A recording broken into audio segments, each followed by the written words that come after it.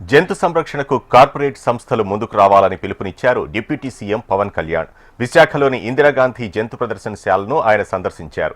ఈ సందర్భంగా జూ పార్క్లో నూతనంగా నిర్మించిన ఎలుగుబంట్ల ఎన్క్లోజర్లను ప్రారంభించారు. అనంతరం ఏనుగులు, నల్ల ఎలుగుబంట్లు, పులులు, సింహాల ఎన్క్లోజర్లను సందర్శించారు. జంతువులకు అందించే ఆహారం, వాటి పేర్లను జూ క్యూరేటర్ను అడిగి తెలుసుకున్నారు పవన్. తన తల్లి అంజనాదేవి పుట్టినరోజు సందర్భంగా జూ పార్క్లోని 2 జిరాఫీలను ఏడాది పాటు దత్తత తీసుకున్నట్లు ప్రకటించారు.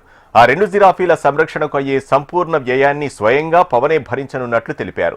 ఏనుగులు, జిరాఫీలకు పవన్ స్వయంగా ఆహారాన్ని అందించారు.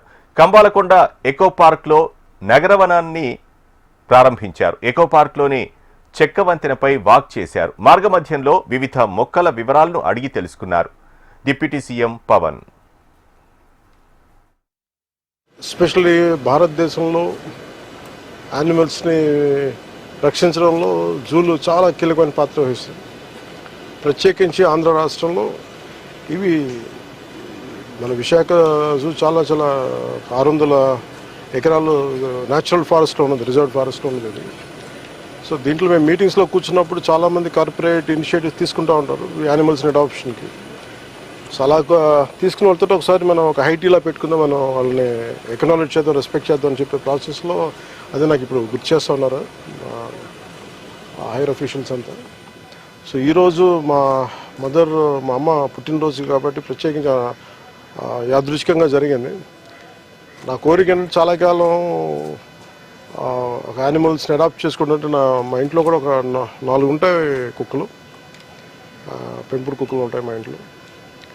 సో నా కుటుంబ సభ్యులు, నా పిల్లలు కానీ, నా భార్య అందరూ చాలా దీన్ని జంతు సంరక్షణ చాలా ప్రత్యేకించి శ్రద్ధ పెడతారు.